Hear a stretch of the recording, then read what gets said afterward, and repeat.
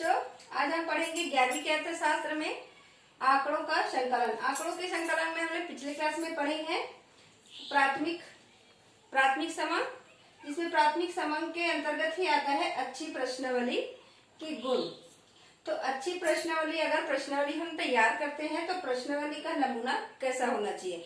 प्रश्नावली जब हम तैयार करते हैं तो उसमें प्रश्नों की संख्या कम हो। पहला क्या दिया है, प्रश्नों की संख्या कम हो। जो हम प्रश्नावली तैयार करते हैं उसमें कम से कम प्रश्न रहना चाहिए, ताकि जिससे हम प्रश्न कर रहे हैं वो बोर ना हो जाए। बोर होने से वह हमारे प्रश्नों का अच्छे से उत्तर नहीं दे सकेंगे, इसीलिए इसमें प्रश्नों की संख्या कम होनी चाहिए। दूसरा दिया है प्रश्न छोटे व स्पष्ट होनी चाहिए। प्रश्न छोटे होनी चाहिए, ज्यादा घुमावदार नहीं होना चाहिए और स्पष्ट होनी चाहिए, ताकि उसे उत्तर देने में आसानी हो, उसको अच्छे से समझ आए और वो उत्तर अच्छे से अच्छे दे पाए। तीसरा दिया है वर्जित प्रश्न। किसी प्रकार का ऐसा प्रश्न उससे नहीं करना है जो उसको क्रोध आ जाए या उसका मानसिक संतुलन बिगड़ जाए। ऐसा प्रश्न करो जो जरूरी हो और वो अच्छे से दे पाए। वर्जित जो प्रश्न नहीं पूछा जाता है वैसे प्रश्न का वहां नहीं पूछा जाना है। चौथा दिया है उचित स्थान। प्रश्न पूछने का स्थान भी उचित होना चाहिए, वहां किसी प्रकार का आपको व्यवधान ना हो। पांचवा दिया है उचित क्रम। प्रश्न पूछते समय क्रम को भी सही रखना है।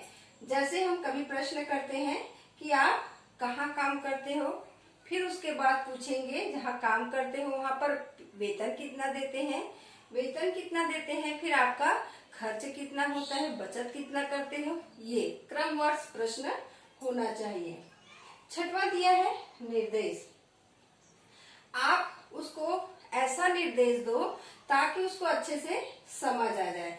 जैसे हम किसी भी कहीं का हम दूरी का अगर पूछना है दूरी, तो उसको अच्छे से स्पष्ट समझा दो कि दूरी मीटर में है, किलोमीटर में है या इंच में है, तो उसको उत्तर देने में आसानी होगी। सातवां दिया है अनुसंधान संबंधी प्रश्न। अनुसंधान संबंधी ही प्रश्न करें, अन्यथा प्रश्न उससे ना करें। जो जरूरी हो तो अगर जिस काम के लिए हम जा रहे हैं, फैक्ट्री के काम के लिए जा रहे हैं, तो फैक्ट्री के बारे में ही पूछेंगे और अगर कुछ क्वेश्चन उससे नहीं करेंगे। और आठवां दिया है पूर्व परीक्षण। हमें उस जगह का पूर्व परीक्षण करके जाना होगा, ताकि हमें वहां जाने में, उनसे प्रश्न पूछने में, उनसे और बहुत सारी बातें करने में कोई किसी प्रकार का हमको व्यवधान ना हो। क्योंकि उस जगह में जा रहे हैं, वहां के लोग कैसे हैं, वहां परेशानी कुछ हो सकती है या कुछ, तो उसका पहले हमको परीक्षण कर लेना है, तब वहां पर जाना है। अब देखते हैं द्वितीयक समंग। प्राथमिक समंग पढ़ चुके हैं, उसके बाद हम देखते हैं द्वितीयक समंग।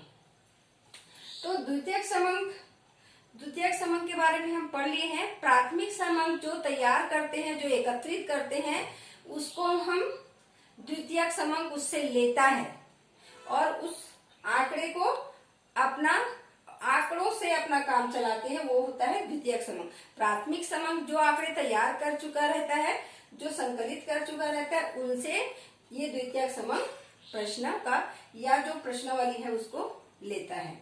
द्वितीयक समंग को क्या, द्वितीयक समंग दो प्रकार के होते हैं, प्रकाशित स्रोत, अप्रकाशित स्रोत। प्रकाशित स्रोत में होता है जो प्रकाश में होता है, जो हमको दिखाई देता है, या जो सरकारी जो डाटा है, अंतरराष्ट्रीय जो है, जो कई प्रकार के बैंक के बारे में हमको जानकारी दिखाना रहता है। जो हम डाटा तैयार करते हैं वो, जैसे किसी फैक्ट्री के बारे में हमको जानकारी रखना है, तो सारी चीजों की जानकारी हम उसमें लेते हैं, या सरकार बैंक के बारे में जानकारी लेंगे, या दूसरे विदेशों में बैंक है, या विदेशों में हम कर्मचारी भेजे हैं, विदेशों में क्या स्थिति अर्थव्यवस्था की ये जानकारी लेना है, तो उसको हमको दिखाते हैं। जैसे कोई भी हम डाटा एकत्रित करते हैं, उसको हम प्रकाशित रूप में दिखाते हैं, तो प्रकाशित स्रोत हो गया। अप्रकाशित स्रोत कुछ ऐसे आंकड़े होते हैं जिसको हम सरकारी काम के लिए, दस्तावेज के लिए, अपनी जानकारी के लिए रजिस्टर में बंद करके रखते हैं। वो सिर्फ एक ऑफिस में जानकारी के लिए रखा जाता है, उसको प्रकाशित नहीं किया जाता। धन्यवाद। आगे